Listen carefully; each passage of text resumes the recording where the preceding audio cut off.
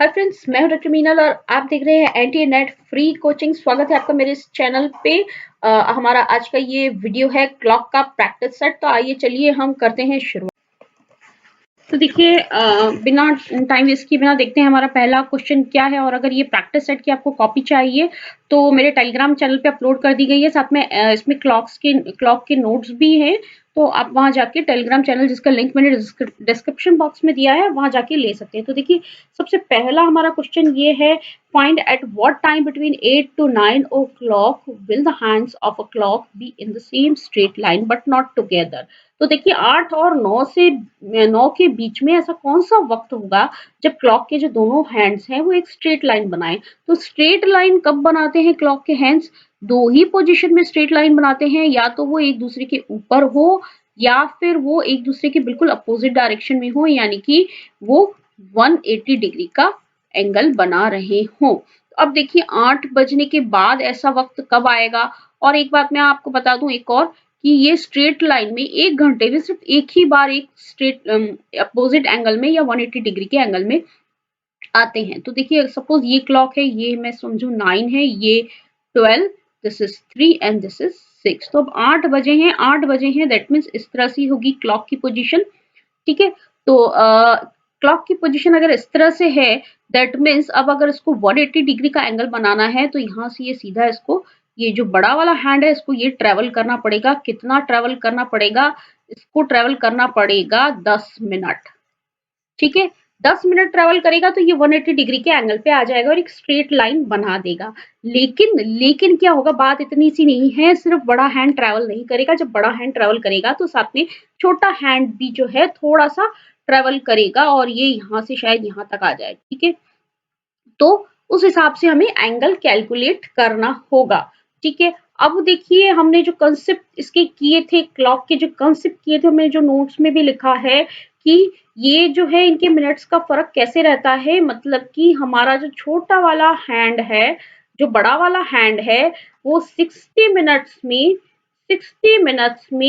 कितना गेन करता है? 60 मिनट्स में वो 55 मिनट्स गेन करता है। क्योंकि क्या होता है, 60 मिनट्स में जब ये पूरा घूमता है तो ये जो छोटा हैंड है ये भी 5 मिनट्स आगे चला जाता है। ठीक है, तो 60 मिनट्स में कितना गेन करता है? 55 मिनट्स। ठीक है, या इसको हम उल्टा भी लिख लें, जैसे 55 मिनट्स गेन करने में उसे कितना टाइम लगता है? उसे टाइम लगता है 60 मिनट्स। ठीक है, तो 1 मिनट गेन करने में उसे कितना टाइम लगेगा? 60 अपॉन 55। ठीक है, और इसी तरह 10 मिनट्स गेन करने में उसे कितना टाइम लगेगा? 60 अपॉन 55 इंटू 10। ठीक है, इसको हम सॉल्व कर देते हैं। ये आ जाएगा 120 अपॉन 50, सॉरी 120 अपॉन 11। और दैट मीन्स क्योंकि बिकॉज ये कैंसिल हो जाएगा 2 and this is 1 1, that means ये क्या आ गया इसका आंसर? 10 सही 10/11 मिनट। 8 बजकर 10 सही 10/11 मिनट। 10/11 मिनट्स पास 8, ये इसका आंसर होगा। आप देख लेते हैं यहाँ पे हमारा आंसर कहाँ लिखा हुआ है। ये जो है ए ऑप्शन जो है हमारा करेक्ट होगा। इसमें 8 बजकर 10 सही 10/11 मिनट पर ये जो है 180 डिग्री का एंगल बनाएंगे दोनों हैंड्स 8 से 9 के बीच में। तो आइए देखते हैं, ये बहुत ही इजी क्वेश्चन है टेक्निक्स के हिसाब से। अब देखते हैं हमारा अगला क्वेश्चन क्या है, जरा नजर दौड़ाएं। At what time between 3 to 4 o'clock will the hands of a clock coincide? That means 3 और 4 के बीच में कितने बजे ऐसा होगा जबकि दोनों जो हैंड्स है क्लॉक के वो एक दूसरे के ऊपर आ जाएंगे। ठीक है, एक दूसरे के ऊपर आ जाएंगे। तो मैं आपको बता दूं ये भी 1 घंटे में सिर्फ एक ही बार होता है कि जो क्लॉक के हैंड्स हैं वो एक दूसरे के ऊपर आ जाएं। 180 डिग्री के एंगल में भी 1 घंटे में सिर्फ एक बार ही आते हैं और एक दूसरे के ऊपर भी 180 ऊपर भी 1 घंटे में एक ही बार आते हैं। तो देखिए शुरुआत करते हैं, 3 से 4 के बीच कह रहा है तो हमारी क्लॉक की पोजीशन हम देखते हैं 3 बजे। ठीक है, ये समझो 12, ये 3, ये 6 और ये 9। तो 3 बजे ये हमारा राइट एंगल बनाएगा। इस तरह से ये हैंड्स की पोजीशन होगी। अब इनको एक दूसरे के ऊपर आना है, तो एक दूसरे के ऊपर आने के लिए कितना ट्रेवल करना पड़ेगा? इसे 15 मिनट्स का ट्रेवल करना पड़ेगा। बड़े हाथ को 15 मिनट्स का ट्रेवल करना पड़ेगा। ठीक है, तो फिर से वही पिछला जो क्वेश्चन था, वही वाला कंसेप्ट, वही लॉजिक लगाएंगे हम लोग कि अगर ये जो है 55 मिनट्स गेन करने में उसे कितने लगते हैं? 60 मिनट्स। बड़े वाले कांटे को, बिग हैंड को 55 मिनट्स गेन करने में कितने लगते हैं? 60 मिनट्स। तो 15 मिनट्स गेन करने में कितना टाइम लगेगा? 60 upon 55 into 15, 3 and this is 11। ये हो गया 180 अपॉन 11, दैट मीन्स ये आ गया 16 4 अपॉन 11। ठीक है, 16 4 अपॉन 11 मिनट्स में जो है ये 15 मिनट्स गेन करेगा। ठीक है, तो दैट मीन्स हमारा आंसर क्या हुआ? हमारा आंसर हुआ कि 3 बजकर जो 3 बजकर हमारे 16 सही 4/11 पर, या जिसे हम कहेंगे 16 4 upon 11 past 3 the hands will coincide। ठीक है, तो यानी कि ये हमारा इसका आंसर हो गया ये वाला। इसका आंसर हो गया, सेकंड का आंसर हो गया हमारा डी। तो ये प्रैक्टिस करेंगे अगर आप तो फटाफट ये सारे क्वेश्चन सॉल्व हो जाते हैं। आइए अब हम देखते हैं नेक्स्ट क्वेश्चन हमारा। A clock is set right at AM. The clock gains 10 minutes in 24 hours. What will be the right time when the clock indicates 1 PM on the following day? तो देखिए एक जो घड़ी है उसे हमने सुबह 8 बजे का टाइम हमने उसमें सेट कर दिया। सुबह 8 बजे का टाइम हमने घड़ी में सेट किया, लेकिन हमारी जो घड़ी है वो थोड़ा-सा खराब है, थोड़ा तेज़ चलती है और जो 24 घंटे हैं, 24 घंटे में वो 10 मिनट आगे बढ़ जाती है। Gains 10 minutes in 24 hours. 24 घंटे में वो 10 मिनट आगे बढ़ जाती है। तो अब हम देखेंगे कि ऑन फॉलोइंग डे यानी कि अगले दिन जब उस घड़ी में 1 बजे हैं तो सचमुच क्या टाइम हुआ होगा, ये हमको कैलकुलेट करना है। ठीक है, तो एक दिन पहले सुबह 8 बजे हमने घड़ी मिलाई। हमारी घड़ी ऐसी है कि 24 घंटे में जो है 10 मिनट आगे ज़्यादा आगे चल जाती है। तो अगले दिन 1 बजे 1 पीएम पे उस घड़ी में जो टाइम हुआ है उस हिसाब से सही टाइम क्या हुआ होगा, तो हमको ये देखना है। अब सबसे पहले तो देखिए कि कितने घंटे हो गए।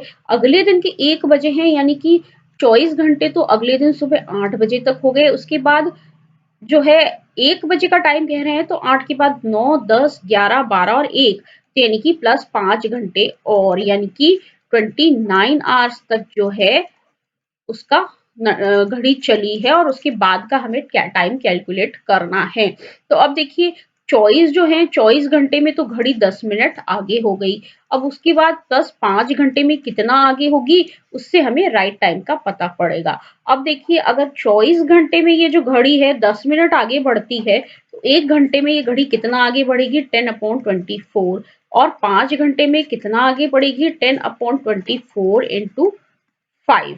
ठीक है, यानी ये हो गया 50/24 यानी कि 2 5 12 25/12 ये हो गया हमारा 2.08 लगभग। ठीक है, माइक्रो सेकेंड्स को हम माइक्रो सेकेंड्स को छोड़ देंगे यानी कि ये 2 मिनट। ठीक है, 2 मिनट ये और आगे बढ़ जाएगी यानी कि टोटल कितना हमारा 12 मिनट आगे बढ़ेगी। अब वो अगर घड़ी 1 पीएम बता रही है तो 1 पीएम में से हमको कितना माइनस करना है? हमको 12 मिनट जो है माइनस करना है। 1 पीएम में से हमको 12 मिनट माइनस करना है। 12 मिनट माइनस करना है यानी उस वक्त सही टाइम क्या हुआ है? 12:48 पीएम। ठीक है, यानी कि हमारा आंसर है बी। ठीक है, 1 बजे में से हमको 12 मिनट माइनस करना था तो हमारा सही आंसर आया 12:48 पीएम।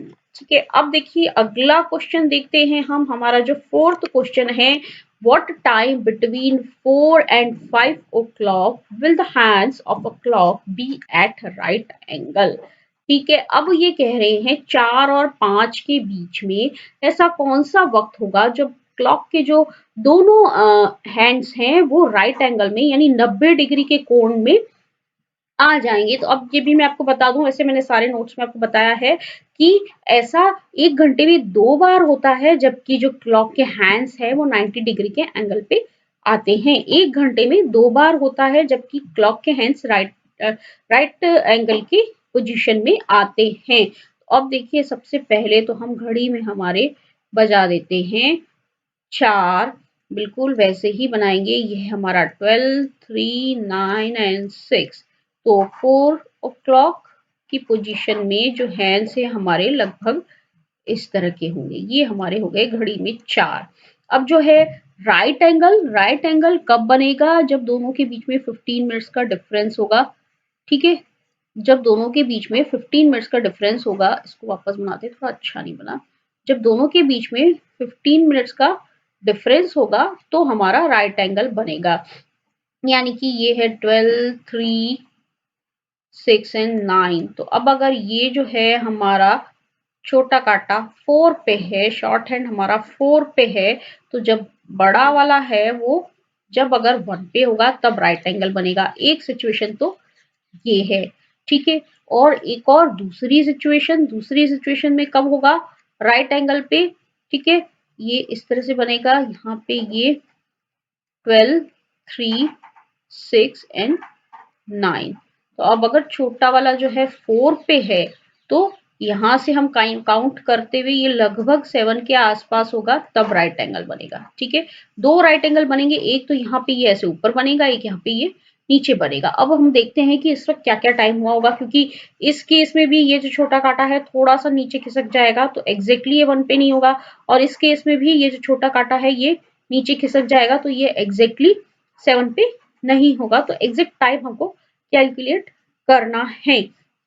तो हमारा वही वाला लॉजिक है इसके अंदर भी कि 55 मिनट्स गेन करने में हमको लगते हैं 60 मिनट्स। अब यहाँ पे हमें कितना गेन करना है? 5 मिनट्स गेन करने हैं, सिर्फ 5 मिनट्स। तो 5 मिनट्स गेन करने में कितना टाइम लगेगा? 60 अपॉन 55 अपॉन इंटू 5। ठीक है, ये आ गया हमारा 60 अपॉन 11, 60 अपॉन 11 मिनट्स। ठीक है, इसको थोड़ा सा और सिंप्लीफाइड फॉर्म में लिखें तो 5, 5, 5, 11। ठीक है, यानी कि ये हो गए 11 मिनट्स पास्ट 4, 4:05 सही 5/11 पे ये जो है हमारा राइट एंगल बनाएगा। लेकिन अब देखिए ये वाला ऑप्शन यहाँ कहीं है नहीं। ठीक है, ए बी सी डी में कहीं पे भी ये वाला आंसर नहीं है। तो अभी हम दूसरा वाला निकालते हैं। तो दूसरे वाले में देखिए अब ये बड़े हैंड को कितना ट्रेवल करना पड़ रहा है? ये तो हो गए 30 मिनट्स और ये प्लस 5, 35 मिनट्स ट्रेवल करना पड़ रहा है। तो वही हमारा टेक्निक रहेगा 60 अपॉन 55 इंटू 35। कितना आ रहा है भाई? 7, 11। ठीक है, दैट मीन्स ये कितना हो गया? 7, 11 यानी कि 42 अपॉन 11, दैट मीन्स ये हो गया 38 2 अपॉन 1 मिनट्स। ठीक है, 4 पास 38 2 अपॉन 1 मिनट्स। ये देखिए ये यहाँ पे हमारा सी ऑप्शन करेक्ट रहेगा। सी ऑप्शन हमारा जो है सही आंसर रहेगा। तो आइए देखते हैं अब हमारा जो नेक्स्ट क्वेश्चन है वो क्या कहता है? At what time between 4 and 5 are the hands of clock coincident, मतलब कि एट व्हाट टाइम कितने बजे 5 और 6 के बीच में जो हैंड्स है वो एक दूसरे के ऊपर आ जाएंगे, ये हमें निकालना है। तो वही हमारा टेक्निक है। सबसे पहले मैंने बना ली एक क्लॉक 12, 3, 6 एंड 9। ठीक है, इसमें हम बजा देंगे अपने 5, ये बज गए 5। तो अब किस वक्त जो है हैंड्स जो है एक दूसरे के ऊपर होंगे तो बड़े हैंड को ट्रेवल करना पड़ेगा यहाँ तक। ठीक है, कितना ट्रेवल करना पड़ रहा है इसे, ये 15, 20 एंड 25 मिनट्स, 25 मिनट्स जो है इसको ट्रेवल करना पड़ रहा है। तो अब वही हमारी टेक्निक है। क्या टेक्निक है? 55 मिनट्स गेन करने में लगते हैं छोटे हैंड को 60 मिनट्स, बड़े हैंड को 60 मिनट्स। तो अभी यहाँ पे कितना गेन करना है? 25 मिनट्स। तो कितने लगेंगे? 60 अपॉन 55 इंटू 25। ठीक है, 5 11 300 अपॉन 11, दैट मीन्स ये हो गए हमारे 27 3 11। ठीक है, 27 3 11, ये तो ये 5:27 सही 3/11 ये है हमारा करेक्ट आंसर। अब देखिए हमारा, देखते हैं नेक्स्ट क्वेश्चन क्या कहता है। At what time between 9 and 10 o'clock will the hands of a watch be together? 9 और 10 के बीच में ऐसा कौन सा टाइम होगा जबकि जो क्लॉक के हैंड्स हैं वो एक दूसरे के ऊपर होंगे, एक दूसरे के साथ होंगे। तो भैया मैं बना देती हूँ फटाफट से एक हमारी क्लॉक और उसमें मैं बजा देती हूँ हमारे 9। ठीक है, 9 से 10 के बीच में। तो ये जो है हैंड पूरा ट्रेवल कर कर यहाँ पर 9 तक आएगा, तब ये एक दूसरे के ऊपर आएंगे। यानी कि कितने मिनट्स गेन करने हैं इसको? टोटल 45 मिनट्स गेन करने हैं। अब 55 मिनट्स गेन करने में लगेंगे 60 मिनट, तो 45 मिनट्स गेन करने में हमें लगेंगे 60 अपॉन 55 इंटू 45 मिनट्स। ठीक है, तो फिर अब यहाँ पे इसको थोड़ा सा सिंप्लीफाई कर दें, 11 9 और तो ये है आ जाएगा हमारा 49 1 अपॉन 11। ठीक है, तो यानी कि ये हो गया, ये सी जो है हमारा करेक्ट आंसर है। 49 1 अपॉन 11 मिनट्स पास्ट 9। ओके, तो अब देखिए हमारा जो नेक्स्ट क्वेश्चन है वो क्या कहता है। How many times do the hands of a clock point towards each other in a day? तो भैया इसको ये मैं पिछले अपने वीडियो में करा चुकी हूँ क्वेश्चन, क्लॉक के पिछले वीडियो में। इसका सही आंसर है 22। ये 24, कई लोग 24 लिख के आएंगे, 24 कतई नहीं होगा। इसका आंसर 22 होगा और इसको मैंने बहुत अच्छे से एक्सप्लेन किया है कि ये 22 कैसे होगा। ठीक है, इसमें ये बताया है कि एक दूसरे की तरफ पॉइंट कब करेंगे, हाउ मेनी टाइम्स कितनी बार पॉइंट करेंगे clock point towards each other in a day, यानी इस पोजीशन में कितनी बार होंगे। 1 घंटे में एक बार होता है, लेकिन थोड़ा सा जो 55 मिनट से चूंकि गेन करती है तो टाइम लैप्स होता है, इस वजह से ये 2 घंटे कम हो जाएंगे और 22 होगा। ओके, तो देखिए बड़ा ही ये इंटरेस्टिंग क्वेश्चन है। At what angle the hands of a clock are inclined at 15 minutes past 5? ठीक है, 5:15 हुए हैं और हमें यह बताना है कि जो हमारे जो क्लॉक के दोनों हैंड्स हैं उनके बीच में कौन सा एंगल होगा। तो देखिए सबसे पहले तो मैं क्लॉक बना देती हूँ। टोटल जो है एक सर्कल जो है सर्कल, अरे अच्छा सर्कल नहीं बनाए, दूसरा बनाते हैं। यहाँ पे बनाती हूँ मैं, देखिए क्लॉक का सर्कल है। ठीक है, और ये जो सर्कल है पूरा हम राउंड काटेंगे तो टोटल कितने होते हैं? 360 डिग्री मैं पहले ही बता चुकी हूँ। और हमारी जो 2 पॉइंट्स हैं, जैसे ये 12 है और ये जो 1 है, इक्वली 12 पार्ट्स में डिवाइड किया है, फ्रैक्शन किया है इसका। तो दैट मीन्स ये जो है इन दोनों के बीच में जो एंगल होता है टोटल 30 डिग्री का होता है। अब मैं कहूँ अगर 5 बजाने हैं, 5:15 हमें बजाने हैं।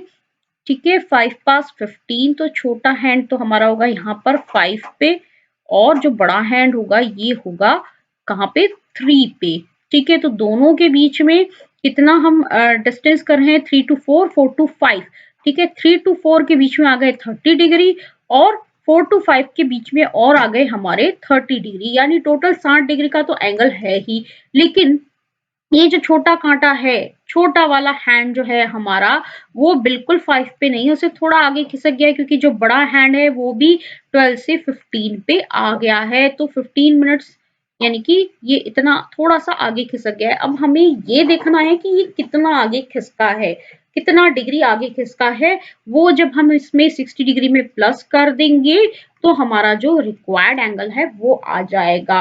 तो अब ये हम कैसे कैलकुलेट करें? तो देखिए जब ये जो बड़ा हैंड है पूरा ट्रेवल करता है 360 डिग्री, ठीक है?